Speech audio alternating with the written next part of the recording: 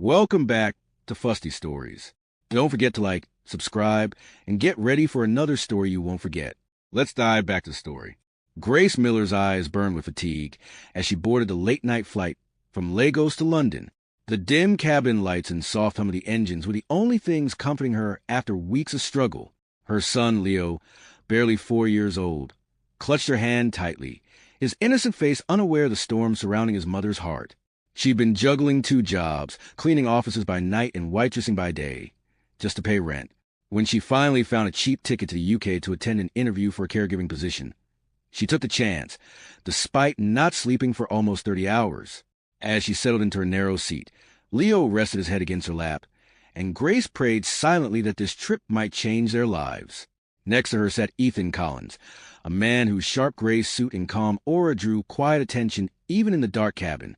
Known across business circles as a ruthless but brilliant billionaire, he was used to silence, solitude, and people keeping their distance.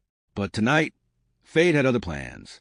Grace, unable to fight exhaustion any longer, leaned slightly and fell asleep, her head resting gently against his shoulder. Ethan froze, startled by the sudden contact. But when he looked down and saw her weary face and her little boy sleeping beside her, something unfamiliar stirred in his heart, compassion. For the first time in years, Ethan didn't move away. He simply sat there, allowing the stranger, a woman who smelled faintly of baby powder and lavender, to rest against him. He glanced at Leo, who had slipped down his seat and was now pressing his cheek against Ethan's arm. The billionaire, who usually detested any invasion of personal space, found himself oddly protective of the small family. When the air hostess passed by and offered a blanket, Ethan quietly took it and tucked it around Grace and her child.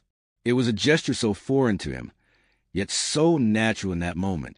As dawn broke through the aircraft windows, Grace stirred awake and immediately panicked when she realized she had fallen asleep on a stranger. "Oh my God, I'm so sorry," she whispered, embarrassed. Ethan gave a small smile. "No harm done. You clearly needed the rest." She blushed, apologizing again, fumbling to fix Leo's blanket.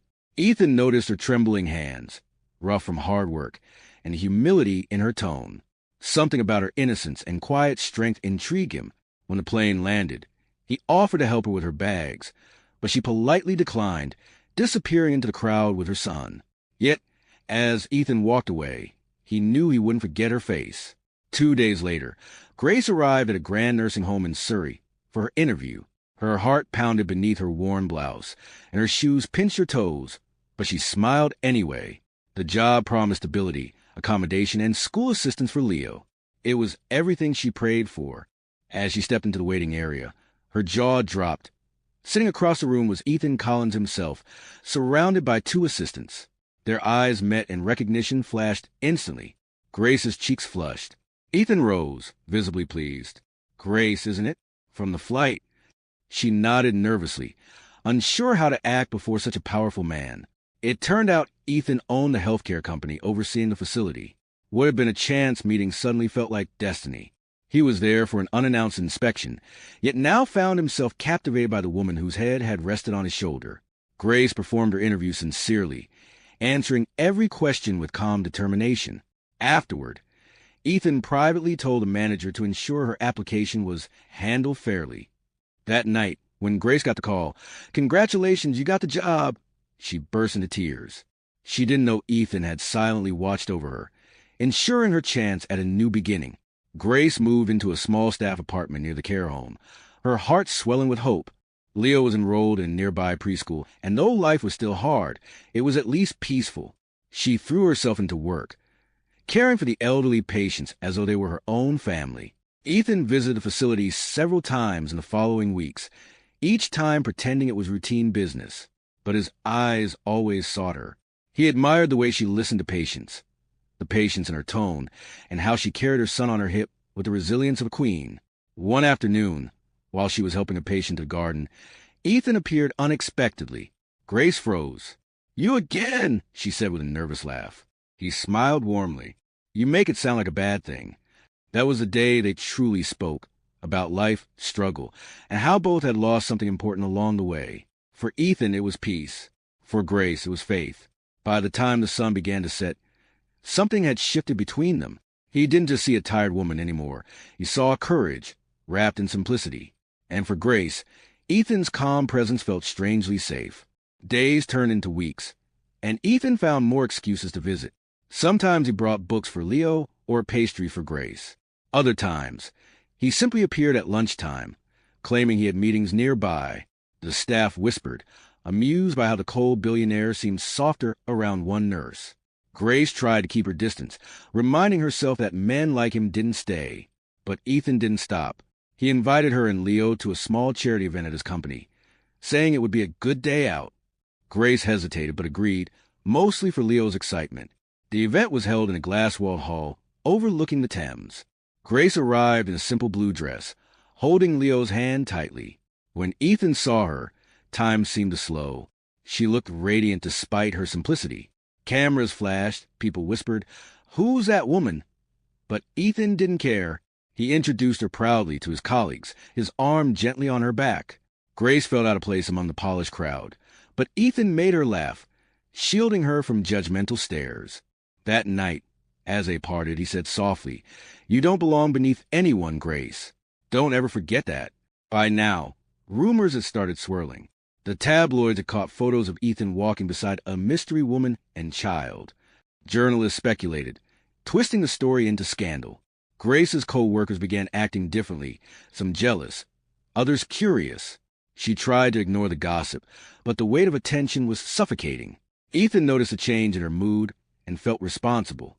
"I'm sorry for the chaos," he said one evening. "This isn't fair to you." Grace shook her head. "It's not your fault.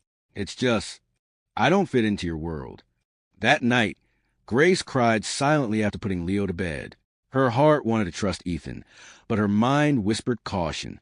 Meanwhile, Ethan's ex-girlfriend, Sophie Turner, saw the tabloid photos and grew furious. She called Ethan, demanding an explanation, accusing him of throwing away his reputation for some caretaker. Ethan's voice was firm. "Grace isn't just some caretaker, Sophie. She's the best person I've met in years." That confrontation marked the start of the battle between his past and his future, between the woman who used him for fame and the one who gave him peace. Sophie Turner wasn't the kind to lose easily. The glamorous socialite began planting stories in gossip columns, painting Grace as a manipulative woman, using her child to climb into wealth. Grace was mortified when she saw her name online. "Single mom seduces billionaire boss," one headline read. Ethan was furious. He called his PR team to clean up the mess, but damage had already been done. Grace withdrew, embarrassed and heartbroken. "This isn't your fault," she told him when he came to her home, "but I can't live like this." Ethan looked her in the eyes, his expression raw. "Grace, don't let lies define us. Please, let me protect you and Leo." But she couldn't say yes. Her past had taught her that promises fade when pressure builds. She remembered Jack, her ex-husband, who had abandoned her when she needed him most. She wasn't sure she could trust another man, even one who seemed sincere. As Ethan left that night, defeated but determined, he vowed silently he would earn her trust no matter how long it took. Life grew darker when Jack Miller, Grace's estranged ex-husband, suddenly reappeared. He'd read about her rich boyfriend online and saw opportunity. Pretending to care for Leo, he filed for partial custody, hoping to extort money. Grace was shattered. She couldn't afford legal help, and the thought of losing Leo made her sick. When Ethan learned about it, he didn't hesitate. He brought in one of the best family lawyers in London, insisting, "You and Leo won't fight this alone." During the court hearing, Jack's lies were exposed. Ethan's influence and Grace's sincerity won the judge's sympathy. When the decision came, custody fully granted to Grace, she broke down in tears. Ethan stood by her side the whole time, his hand steady on her shoulder. Afterward, Grace whispered, "You didn't have to do all this." Ethan smiled softly. "I did, because you and Leo deserve peace." It was that moment, not the wealth, not the protection, but the selflessness that began to melt the final wall around Grace's heart. Though their bond grew stronger, Grace still struggled with insecurity. Every time she stepped into Ethan's world, the mansion dinners, charity galas, or press events, she felt like a shadow among stars. She feared embarrassing him. Ethan noticed her discomfort and began doing smaller, Quieter things, inviting her to humble picnics in the countryside, cooking dinner himself, or walking through night markets disguised from the world. "You don't need a change for me," he said once as they watched fireworks. I fell for the woman who didn't pretend.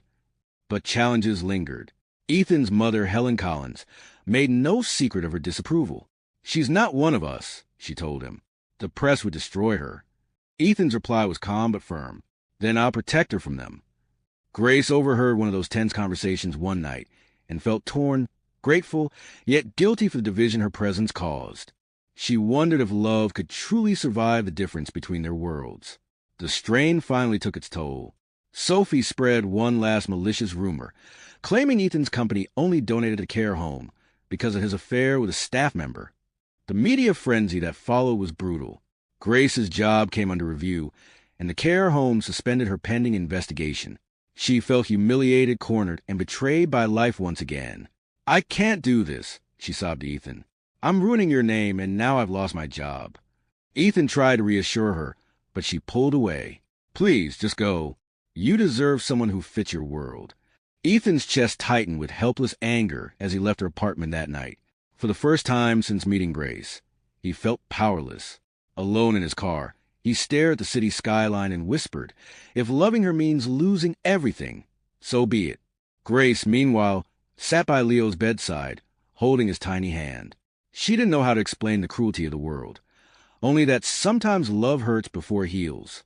Outside, the rain fell softly, a silent witness to two hearts trying to survive a storm neither of them created. Weeks passed without a word between Grace and Ethan.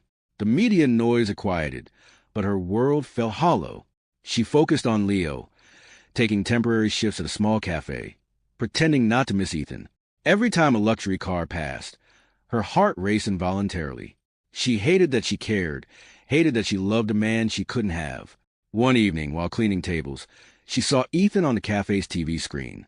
He was in a press conference, calm yet fierce, addressing the rumors.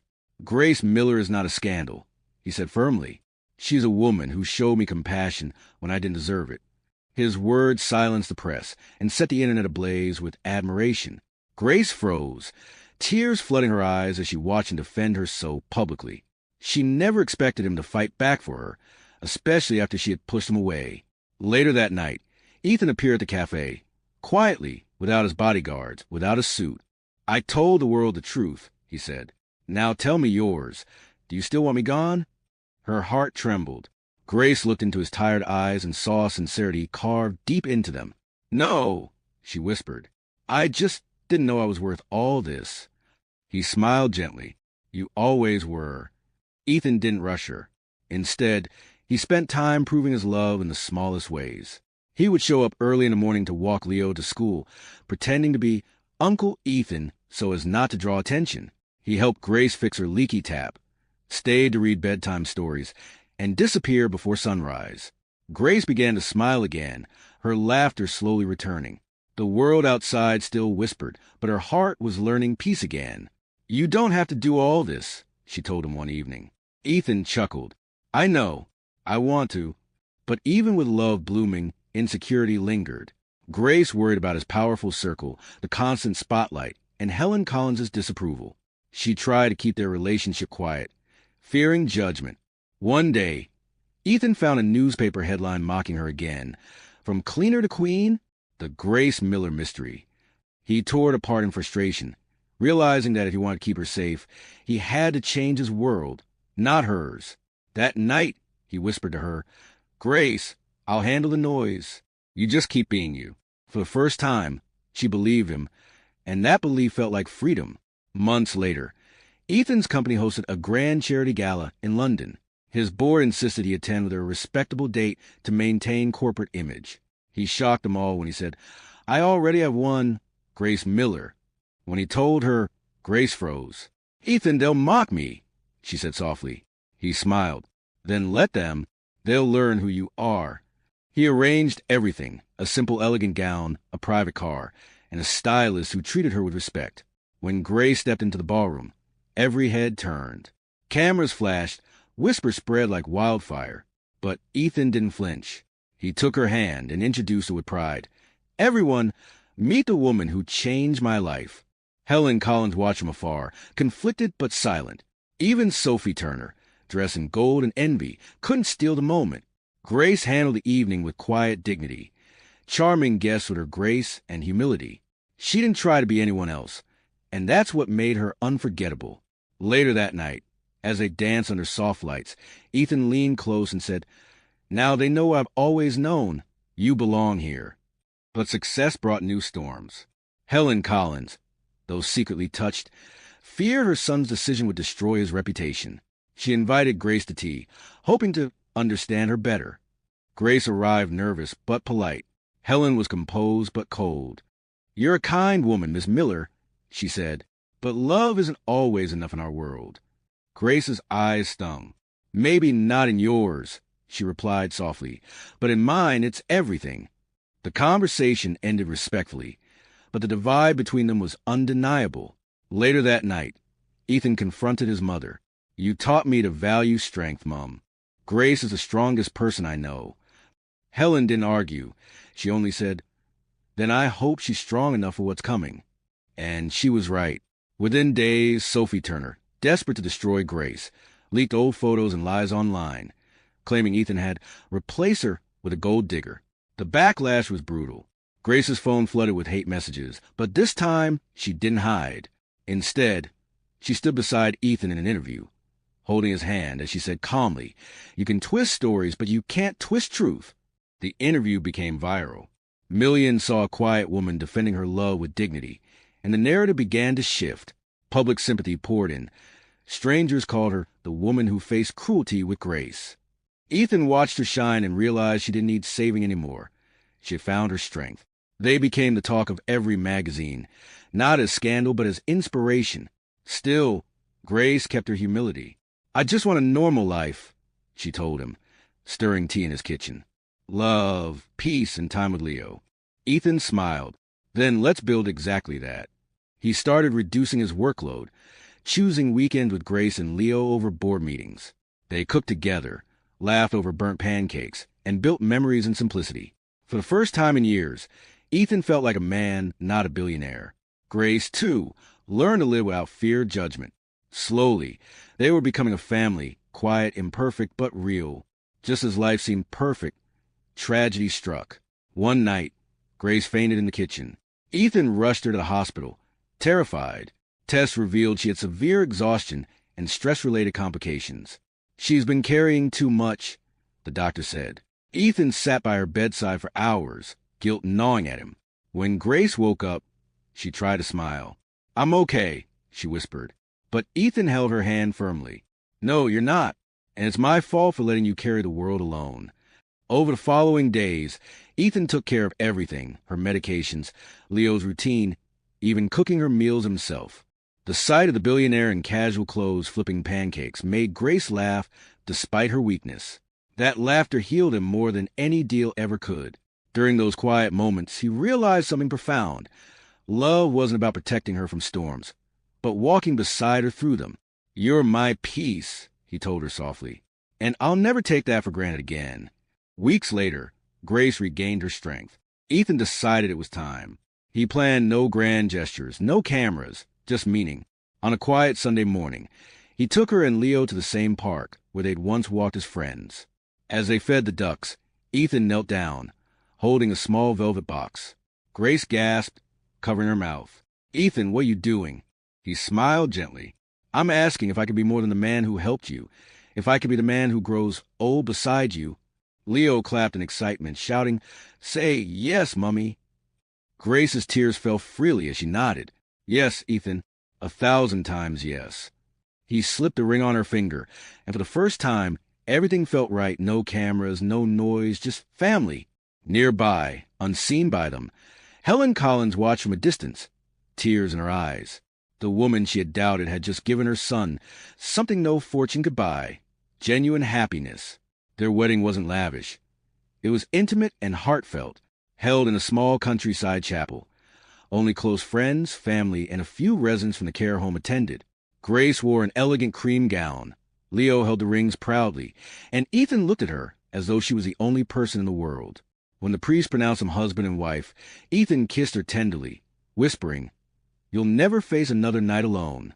The audience clapped, some wiping away tears. Helen approached Grace afterward, holding her hand. "You've given him joy, Grace. I was wrong about you." Grace smiled softly. "We both just wanted him to be happy."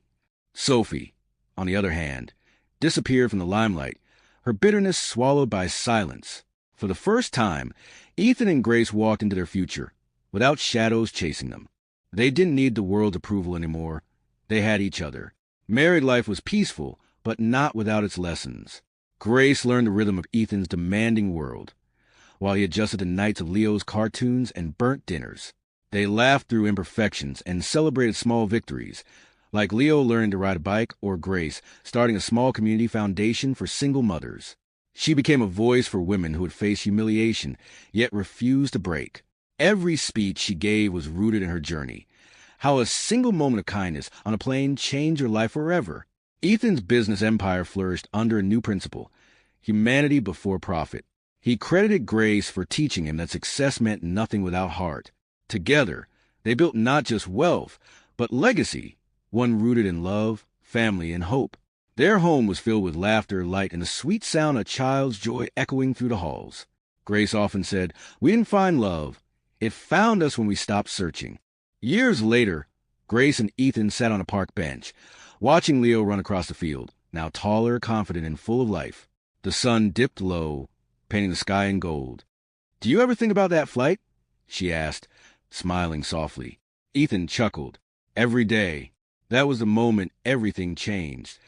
Grace rested her head on his shoulder, the same shoulder she had once slept on as a stranger. Only now it was home. "You were my miracle," she whispered. "No," he replied, kissing her forehead. "You were mine." As the wind danced around them, Grace closed her eyes, remembering every tear, every battle, every small joy that brought them here. Their story wasn't about riches or reputation. It was about healing, faith, and second chances. The world had once doubted them, but love had rewritten the ending. They didn't need to prove anything anymore, because sometimes all it takes is one tired heart resting on the right shoulder to change a life forever. That's all for today. Like, subscribe, and see you in the next episode. Stay tuned.